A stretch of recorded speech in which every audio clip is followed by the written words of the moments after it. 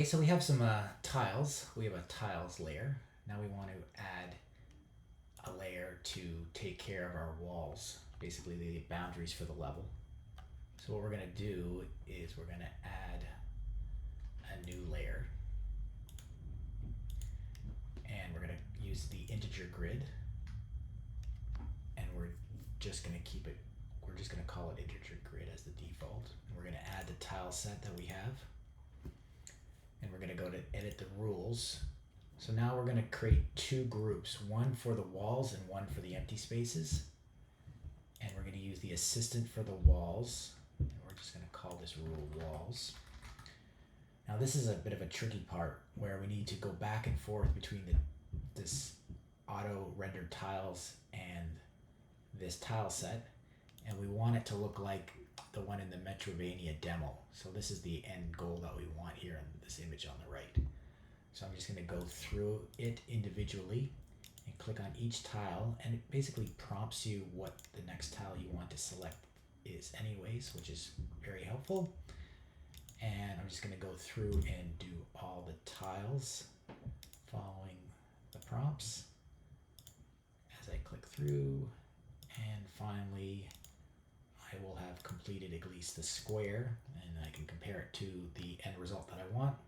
I'm close now, I just need 7 more tiles.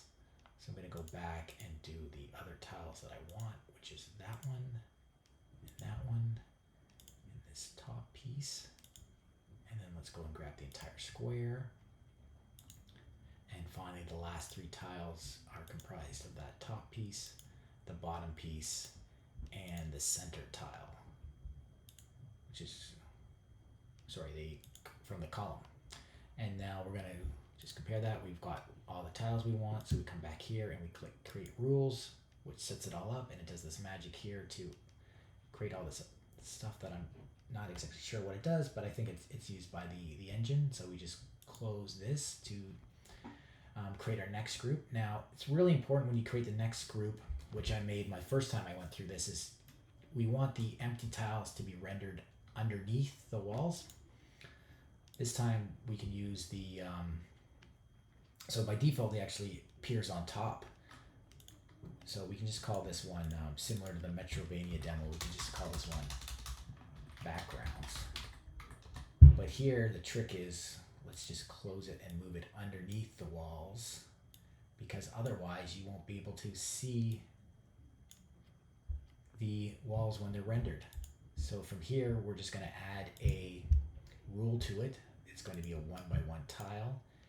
And the key here is to pick a tile off the tile set, so a blank tile. And now we have our backgrounds in place, and we have our walls in place. And we can close this. You can see it's all background tiles now.